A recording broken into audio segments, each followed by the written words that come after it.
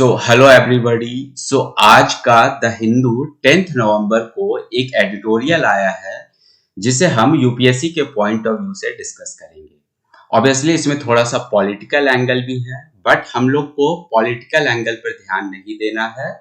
हमें जो यूपीएससी का जो डेवलपमेंट पर्सपेक्टिव, जो डेमोक्रेसी का आइडियलिज्म पर्सपेक्टिव होता है, उन सब चीजों को कैसे फिल्टर आउट कर लें अपने एग्जाम के लिए। इस एडिटोरियल का टाइटल है burden of proof. Only the choice of voter is secret, not whether they voted और नॉट। ये एडिटोरियल बेस है आपका हरियाणा का 2024 का असेंबली इलेक्शन पर, जिसमें लीडर ऑफ अपोजिशन का एक एलिगेशन है कि असेंबली के प्रोसेस सही से फॉलो नहीं किए गए हैं। उनका जो वोटर लिस्ट है, इलेक्टोरल रोल्स जो प्रिपेयर किए गए हैं, उसमें काफी ज्यादा प्रॉब्लम है। इस एलिगेशन को प्रूफ करने के लिए जो उनकी अपनी एनालिसिस टीम है वो कुछ डेटा शेयर करते हैं। लाइक उनका बोलना है कि 25 लाख फेक वोटिंग हुई है, ठीक है।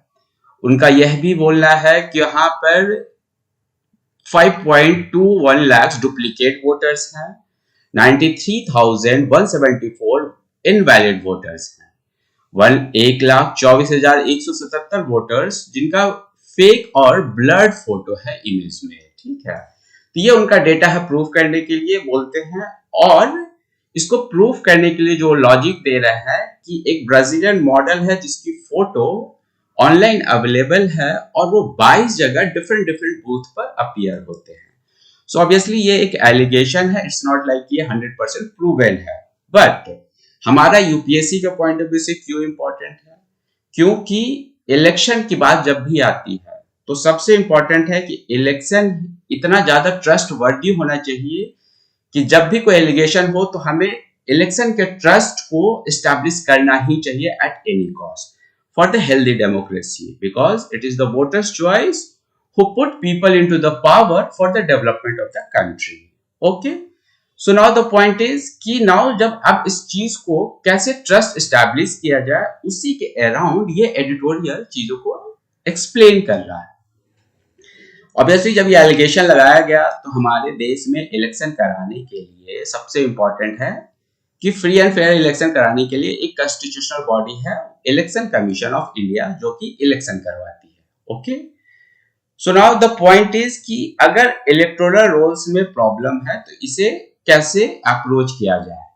इलेक्शन कमीशन ऑफ इंडिया का बोलना है कि नहीं, ये जब ऐसे प्रॉब्लम आते हैं तो स्पेशल इंटेंसिव रिवीजन के थ्रू ही इसे रिजॉल्व किया जा सकता है। और हम लोग सभी जानते हैं स्पेशल इंटेंसिव रिवीजन भी अभी आजकल चर्चा में है सब जगह पे, ठीक है। दूसरा चीज है कि प्रोसीड्यूर पॉइंट ऑफ व्यू से वो बताना चाहते हैं इलेक्शन कमीशन ऑफ इंडिया कि जब ये इलेक्टोरल रोल का प्रॉब्लम आया था, जिस समय ये प्रॉब्लम उसी समय रिजॉल्व कर देना चाहिए था और ये इलेक्शन पिटीशन के थ्रू करना चाहिए था।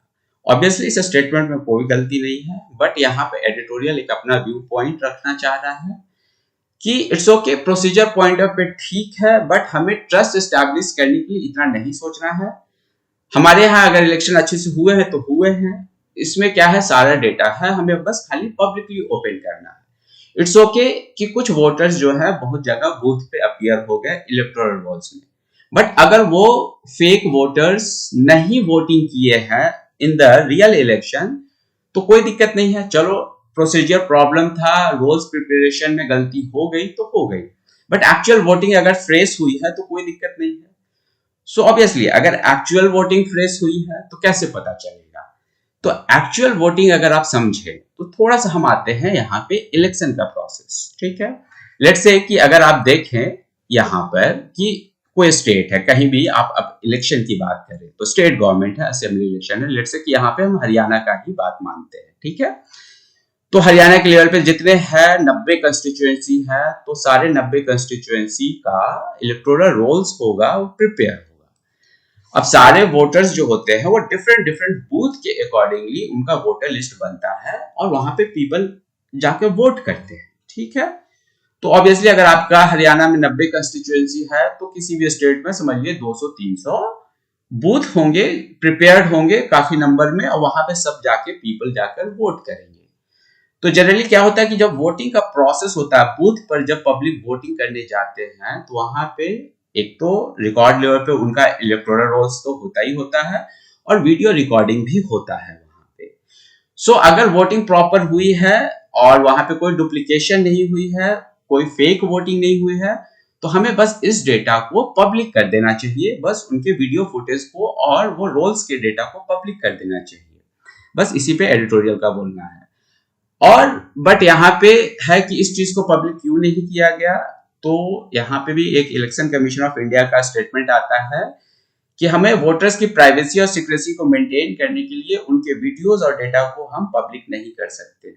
तो यहाँ पे फिर एक एडिटोरियल का अपना है कंक्लूजन और व्यू पॉइंट बोल सकते हैं कि नहीं, डेमोक्रेसी है या इलेक्शन है, बहुत इंपॉर्टेंट ये है कि वोटर्स का जो वोटिंग चॉइस है उसे सिक्रेसी के तहत मेंटेन किया जाए। वोटर्स के वोटिंग चॉइस को जो जिसको वो वोट किया वो प्राइवेट रखा जाए। बट ये जो पब्लिक डेटा है, किसने कितना वोट किया, एक पर्टिकुलर बूथ पे जो वोटिंग हुई, जो वीडियो है कि कितने लोग आए और वोट किए, इस डेटा को पब्लिक करने में कोई दिक्कत नहीं है। इनफैक्ट ये डेटा जितना पब्लिक करेंगे, हमारा ट्रस्ट उतना ज्यादा स्टैब्लिश होगा इलेक्शन के प्रोसेस में एंड डेमोक्रेसी के प्रोसेस में। तो इसी तरीके से है, थोड़ा सा हमें ये समझना है कि ये एडिटोरियल का क्रक्स है। अब है कि ये यूपीएससी के एंगल से अगर आप सोचें, तो यूपीएससी के एंगल से ऑब्वियसली इलेक्शन एक ट्रांसपेरेंट प्रोसेस होना चाहिए। इलेक्शन के थ्रू ही आपका डेमोक्रेसी स्टैब्लिश होगा। So now the point is कि अगर इलेक्शन खराब होता है या फिर इलेक्टोरल रोल्स का प्रॉब्लम अगर आता है, तो इससे क्या प्रॉब्लम होगा, ये थोड़ा सा आपको एक्स्ट्रा थिंकिंग करना है। जितना ज्यादा आप डॉट्स कनेक्ट करेंगे, उतना ज्यादा आप यूपीएससी के मेंस के आंसर में अच्छा परफॉर्म करेंगे। तो अगर यहाँ पे मैं इलेक्शन का पॉइंट अगर देखूं, तो यहाँ पे समझिए बूथ लेवल पे है। अब हर इंसान सोच रहा है कि मैं जाऊंगा, वोट करूंगा, एक पर्टिकुलर लीडर्स को, एक पर्टिकुलर पार्टी को जिताऊंगा। लेकिन अगर यहाँ पे आपका जो इलेक्टोरल रोल्स है, अगर बीच में कुछ फ्रॉड हो गया, तो पीपल तो सोच रहे हैं कि मैं तो, जो पब्लिक परसेप्शन है मास लेवल पे, वो तो सोच रहे हैं कि ये जीतेगा और ये गवर्नमेंट बनेगा, और उनका एक एक्सपेक्टेशन है कि ये पर्टिकुलर डेवलपमेंट आएगा जो स्टेट आगे चल के करेगी। ठीक है, बट अगर इलेक्शन प्रोसेस खराब हो जाएगा तो क्या होगा, अगर बीच में प्रोसीजर हो गया, वोटिंग के प्रोसेस में हो गया, वहां पे खराब होगा, तो पब्लिक परसेप्शन के हिसाब से वो स्टेट नहीं बन पाएगा। और जब पब्लिक परसेप्शन के हिसाब से, पब्लिक एक्सपेक्टेशन के हिसाब से स्टेट नहीं बनेगा, तो फिर क्या प्रॉब्लम होगा। ऑब्वियसली पब्लिक का एक्सपेक्टेशन का डिमांड हुआ कि डेवलपमेंट में मुझे कुछ डिफरेंट पर्टिकुलर चीज चाहिए, और स्टेट हो सकता है कुछ और डेवलप करे, तो आगे चल के क्लैश ऑफ ओपिनियन आएगा और केओस आएगा।